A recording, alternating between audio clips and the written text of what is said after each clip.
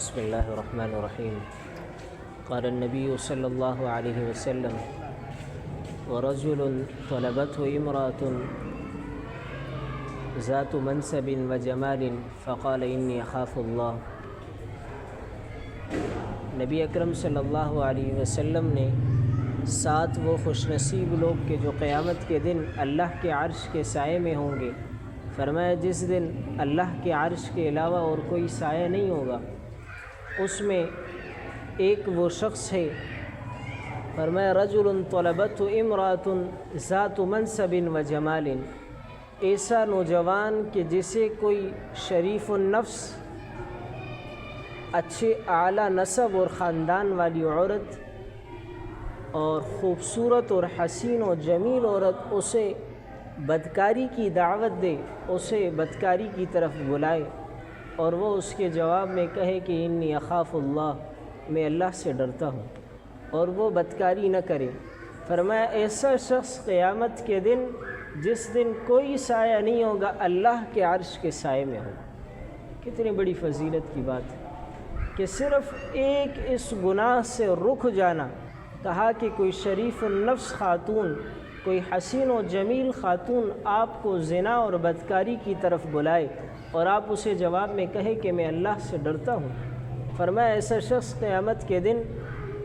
اللہ کے عرش کے سائے میں ہوگا۔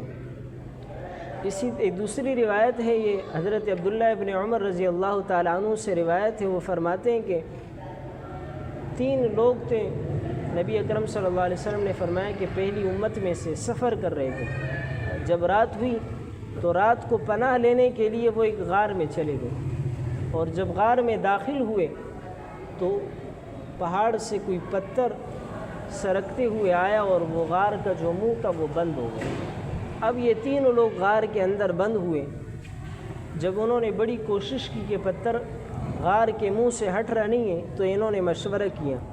کہ اپنے نیک اعمال جو ہم نے زندگی میں نیک اعمال کیے ہیں، بڑے اخلاص سے کیے ہیں، اس کا وسیلہ دے کر اللہ سے دعا کرتے ہیں کہ اللہ تعالی ہم سے یہ پتھر ہٹا دے۔ ان میں سے ایک شخص نے دعا کی، وہ بکریاں چرایا کرتا تھا، اور بکریاں چرانے کے بعد شام کو جب گھر آتا تو اس کے بوڑھے والدین تھے، تو وہ سب سے پہلے اپنے بوڑھے والدین کو دودھ نکال کر پلاتا اور اس کے بعد پھر اپنے بچوں کو اور گھر والوں کو دودھ پلاتا تھا۔ کہا کہ ایک دن وہ جنگل میں بہت دور چلا گیا، اور جب واپس آیا تو رات ہو چکی تھی، اس کے والدین سو گئے تھے، اس نے دودھ نکالا، اب بچے بھی بھوکے ہیں، رو رہے ہیں، گھر والوں کو بھی دودھ کی ضرورت ہے، لیکن اس نے یہ گوارا نہ کیا کہ میرے والدین نے دودھ نہ پیا ہو اور میں اپنے بچوں کو دودھ پلاؤں، اور پھر اسے یہ بھی گوارا نہ کیا کہ میں اپنے بوڑھے والدین کو نیند سے جگاؤں۔ تو یہ دودھ کا پیالہ ہاتھ میں لے کر اپنے والدین کے سرہانے کھڑا ہے، انتظار کر رہا ہے کہ کب ان کی آنکھ کھلتی ہے تاکہ میں ان کو دودھ پلاؤں، اور اس کے پاؤں میں بچے بلبلا رہے، دودھ مانگ رہے، یہ انہیں دودھ نہیں دے رہا۔ کہا کہ میں پہلے والدین کو پلاؤں گا، یہاں تک کہ طلوع فجر ہوئی، فجر طلوع ہوا اور والدین کی آنکھ کھلی ہے۔ یہ جوان ساری رات اپنے والدین کے لیے دودھ پیالے میں لے کر کھڑا تھا، اور اس نے پہلے اپنے والدین کو دودھ پلایا، اس کے بعد اپنے بچوں کو دودھ پلایا۔ تو اس نے دعا کی کہ اللہ اگر یہ عمل تیرے ہاں قبول ہے تو یہ پتھر اس غار کے منہ سے ہٹا دے۔ ان کی یہ دعا تھی کہ اللہ نے وہ پتھر ذرا سا ہٹا دیا، یعنی غار کا منہ ذرا کھل گیا، لیکن ابھی اتنا نہیں کھلا تھا کہ یہ تینوں باہر نکل سکے۔ دوسرا شخص جس نے دعا کی، اس نے کہا کہ میری ایک چچا زاد بیٹی تھی، چچا زاد بہن تھی، جس سے مجھے بڑی محبت تھی اور وہ بڑی حسین و جمیل تھی۔ کہا کہ میں نے اسے زنا اور بدکاری کے لیے آمادہ کیا کہ وہ مجھ سے بدکاری کرے، لیکن وہ مانی نہیں۔ کہا کہ زمانہ گزرتا گیا، قحط سالی کا 1 سال آیا، قحط تھا، وہ میرے پاس مجبور ہو کر آئی، تو میں نے اسے 120 دینار دیے، دینار سونے کا سکہ ہوا کرتا ہے، کہا میں نے اسے 120 دینار دیے، اور میں نے کہا کہ اس دینار کے بدلے مجھے اپنے آپ پر قابو دے دو تاکہ میں اپنی خواہش پوری کروں۔ اس نے یہ بات مان لی 120 دینار لے کر، کیونکہ قحط کا زمانہ تھا۔ کہا کہ جب میں اس اپنی چچزاد بہن جس سے مجھے بڑی محبت تھی اور اتنا عرصہ گزرا تھا کہ میرے دل میں خواہش تھی، کہا جب میں اس کے بالکل قریب ہوا اور بالکل بدکاری کرنے کے انتہائی قریب ہوا تو اس نے مجھ سے کہا کہ اللہ سے ڈرو۔ کہا کہ میں فوراً پیچھے ہٹا اور میرے دل میں اللہ کا خوف آیا اور ایک اللہ کے لیے میں نے اسے چھوڑا۔ کہا کہ اے اللہ اگر یہ عمل تیرے نزدیک مقبول اور قبول ہے تو اس پتھر کو غار کے منہ سے ہٹا دے۔ اللہ نے یہ پتھر مزید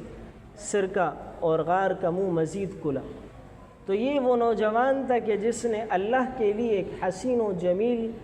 اور ایک خوبصورت اپنی چچزاد بہن سے یہ بدکاری اور زنا سے رکا، جس کے بدلے اللہ نے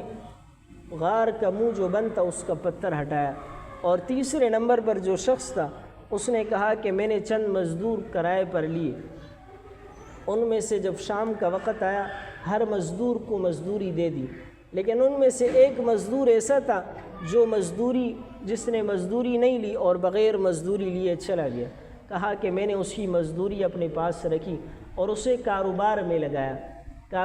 لگایا اور وہ بڑھتا گیا، اس سے گائیں، اونٹ، بکریاں، خادم، نوکر چاکر بڑھتے گئے۔ کہا کئی زمانے بعد، عرصے بعد وہ مزدور واپس آیا اور کہا کہ اے اللہ کے بندے مجھے میری مزدوری واپس کر دیں۔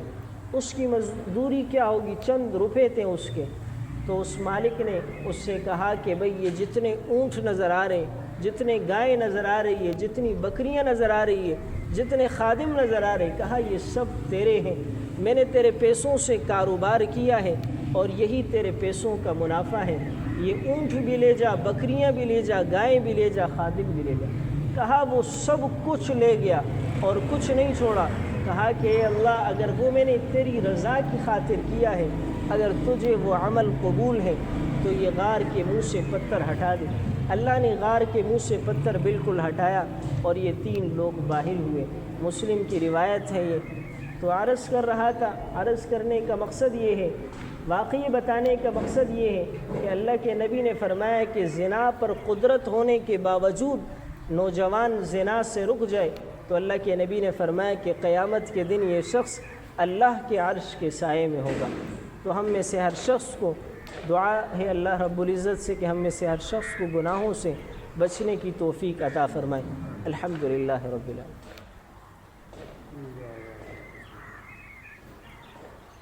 برحمتک یا ارحم الراحمین۔